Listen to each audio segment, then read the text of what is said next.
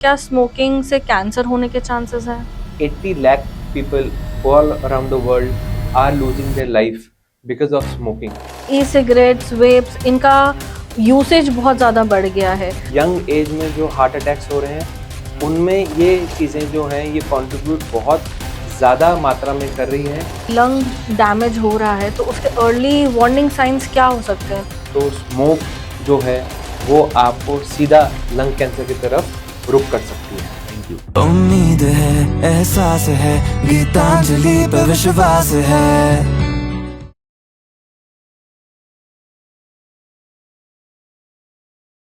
Good morning everyone. आज हमारे साथ हैं doctor Rahul Ahluwalia, department of respiratory medicine from Gitanjali hospital Jaipur. On the occasion of world tobacco day आज हम बात करेंगे स्मोकिंग, टबैको और लंग हेल्थ के बारे में। Welcome doctor. Thank you so much ma'am, आज आपने मुझे बुलाया और बहुत ही बर्निंग टॉपिक है ये, जिस पे I am very excited to share my views. So मैं आपसे ये जानना चाहूंगी, why smoking still kills millions. आजकल सबको पता है कि स्मोकिंग कितनी हार्मफुल है, फिर भी लोग इसका सेवन कर रहे हैं। तो it is a very nice question ma'am, thank you. Smoking सबको पता है कि बहुत हार्मफुल है, स्टिल पीपल स्मोक, क्योंकि smoke is an addiction. Addiction अगर हम हिंदी में समझें कि आपको लत लग जाती है, तो ऐसे में जो स्मोकिंग है वो आप एक स्मोक करेंगे, फिर उसके बाद आपको दूसरी स्मोक करने का मन करेगा, और उसके जो फिजिकल और फिजियोलॉजिकल एस्पेक्ट्स हैं उसकी वजह से भी एक जो पर्सन है वो स्मोकिंग छोड़ नहीं पाता है, and eventually it might take the life of that person. ये तो आपने काफी सही कहा सर। तो आप ये बताएं, सिगरेट्स और टबैको को लेके सबसे बड़ा मिसकंसेप्शन क्या है? आप हमारी ऑडियंस को क्या बताना चाहेंगे? तो दो मिसकंसेप्शंस हैं स्मोकिंग और टोबैको रिलेटेड। एक कि जो फिल्टर्स स्मोक्स होती है वो बेटर हैं, और जो बीड़ी हैं वो हार्म करती हैं, ये बिल्कुल गलत है। और दूसरा कि अगर मैं एक स्मोक पी लूँगा या मैं ओकेजनल स्मोकर हूँ तो ये मेरी हेल्थ को कोई इफेक्ट नहीं करेगा। So these are two biggest misconceptions about smoking. अब आप हमें ये बताइए कि क्या डैमेज भी रिवर्स हो सकता है अगर किसी व्यक्ति ने 10 से 20 साल तक रेगुलर स्मोकिंग करी हो, तो जो भी उनके लंग्स को डैमेज हुआ हो तो क्या वो बदला जा सकता है? उनकी हेल्थ रिवर्स हो सकती है? बिल्कुल हो सकती है मैम। अगर आपने 10 साल, 20 साल या किसी भी टाइम पीरियड के लिए स्मोकिंग की है, सो जैसे ही आप स्मोकिंग छोड़ते हैं तो आपके अगले 12 घंटे में जो हार्ट कंडीशन है उसकी पल्स रेट, आपकी हार्ट रेट नॉर्मल वैल्यूज़ में आने लग जाती है।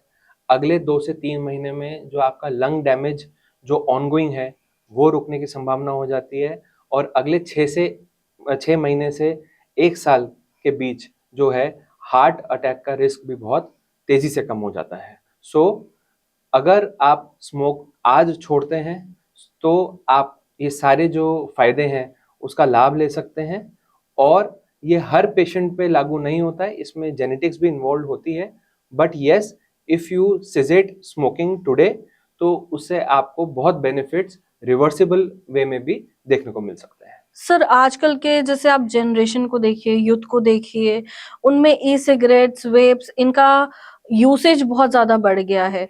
तो क्या ये टबैको के कंपैरिजन में सेफ है, और क्या इनका यूसेज लंग्स को डैमेज नहीं करता है?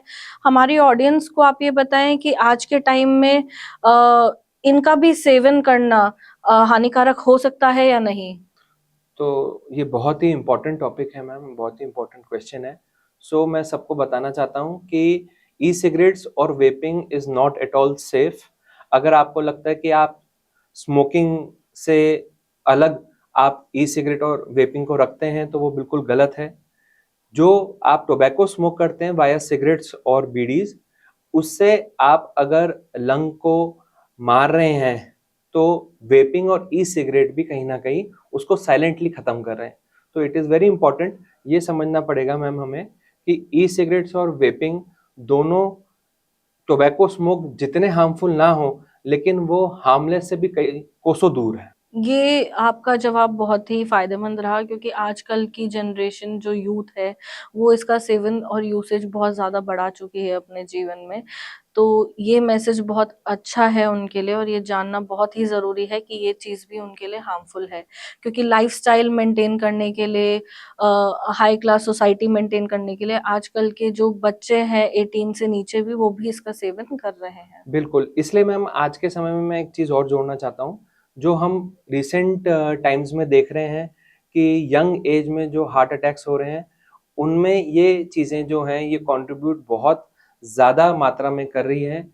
क्योंकि अगर हम समझे, आप जब वेपिंग करते हैं या कोई हुक्का भी यूज़ करते हैं, तो आपका जो वो सेशन होता है जब आप वेपिंग और हुक्का स्मोक कर रहे हैं, तो आपका ड्यूरेशन भी is in 30 minutes, 1 hour, 2 hours, और उसकी वजह से जो है आप यंग एज में हार्ट अटैक्स, स्ट्रोक के चांसेस बहुत ज़्यादा बढ़ जाते हैं। And heart attacks in young people are more dangerous than heart attacks in elderly. Sir आप हमें ये बताएं कि लंग डैमेज हो रहा है तो उसके अर्ली वार्निंग साइंस क्या हो सकते हैं? तो हमारी ऑडियंस को आप ये चीज़ ज़रूर आगाह करें क्योंकि लोग अपनी हेल्थ को लेके सीरियस नहीं होते हैं, कुछ भी सिम्पटम आने पे नज़रअंदाज कर देते हैं।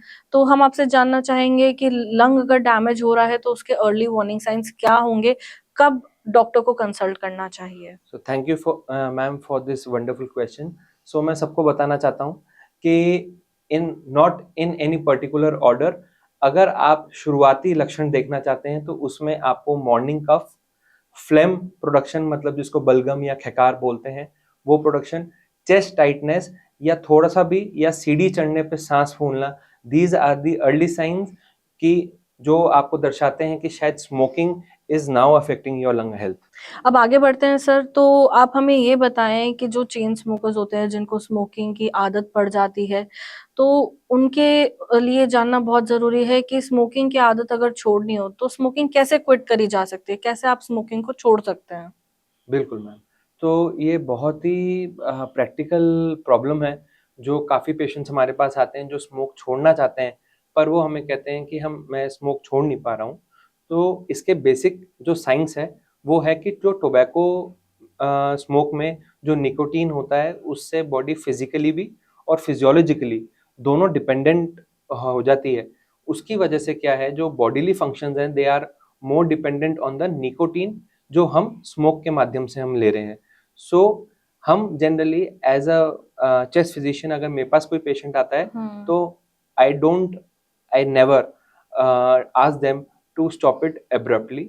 एक तरीके से सूझबूझ से हम उनको बोलते हैं कि उनको मेंटली स्ट्रांग होना पड़ेगा, उनके जो फैमिली है उसको हम काउंसिल करते हैं कि उनको सपोर्ट देने की ज़रूरत पड़ेगी, और धीरे-धीरे करके हम over the period of 6 months to 1 year हम उनको बोलते हैं कि आप स्मोकिंग सिजेट करने की कोशिश करें, क्विट करने की कोशिश करें। और उसके बाद हम जो निकोटिन गम्स हैं और बाकी चीज़ें हैं, उससे हम हेल्प करवाते हैं। कोई बिहेवियरल थेरेपी है, so it is a multiple involvement of many people, जिससे हम स्मोकिंग क्विट करवा सकते हैं किसी को भी। सर अब मैं कुछ मिथ्स एंड फैक्ट्स आपसे पूछना चाहूँगी। क्या 1 cigarette in a day safe है? No amount of cigarette is safe. तो 1 सिगरेट हो, आप 4 सिगरेट हो या 10 सिगरेट्स अ डे हो, no cigarette is safe, because आपकी जो बॉडी है वो एक स्मोक को भी ऐसा रिएक्ट कर सकती है जो शायद किसी और की बॉडी को 100 सिगरेट्स के बाद अफेक्ट कर रही हो। So no cigarettes, no any number of cigarettes is safe for any person. Next आप बताएँ हमें मिथ है या फैक्ट कि फ़िल्टर सिगरेट सेफ होती है? बिल्कुल नहीं मैम, फ़िल्टर सिगरेट्स बिल्कुल सेफ़ नहीं होती हैं।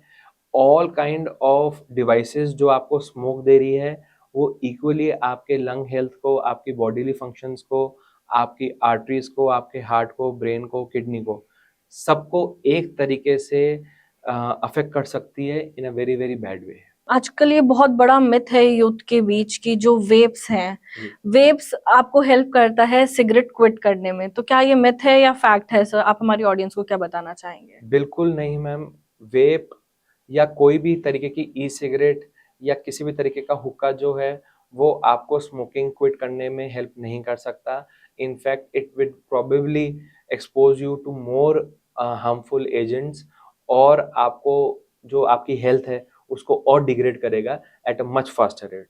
सर आजकल लोगों को लगता है कि वो स्मोक कर लेते हैं और फिर उसके अगेंस्ट एक्सरसाइज भी कर रहे हैं तो उनको लंग का डैमेज नहीं हो रहा है, हेल्थ डिग्रेड नहीं हो रही है। तो क्या ये रियली मिथ है या फैक्ट है? आप हमारी ऑडियंस को क्या बताना चाहेंगे?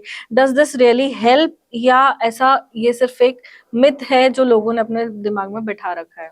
सो मैम, ये बहुत कॉमनली हम सुनते हैं आजकल कि जो मैं एक्सरसाइज करता हूँ तो मुझे लंग हेल्थ मेरी बढ़िया रहेगी, लेकिन समझने की ज़रूरत है कि exercise is different and smoking related जो प्रॉब्लम्स है वो डिफरेंट है। एक्सरसाइज से आपकी बॉडीली एंड्योरेंस ज़रूर बढ़ेगी इन अ शॉर्ट स्पैन, और लॉन्ग स्पैन में वो हेल्प करेगी आपकी बोन हेल्थ को भी।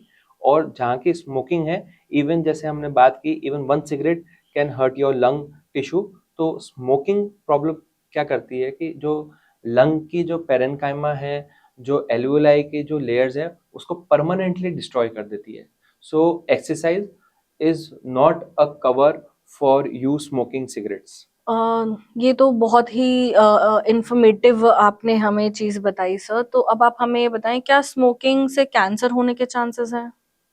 बिल्कुल मैम, अगर हम बात करें डेटा की, सो 80 lakh people all around the world are losing their life because of smoking, और उसमें India is contributing around 13 lakh to 15 lakhs of deaths. So smoking is one of the leading cause of lung cancer. तो smoke जो है वो आपको सीधा lung cancer की तरफ रुख कर सकती है। ये सेशन काफी यूजफुल रहा एंड वेरी नॉलेजेबल था। So thank you doctor for sharing such a valuable insights. तो आप हमारी ऑडियंस को क्या मैसेज देना चाहेंगे? Thank you so much ma'am, and thank you everyone for today.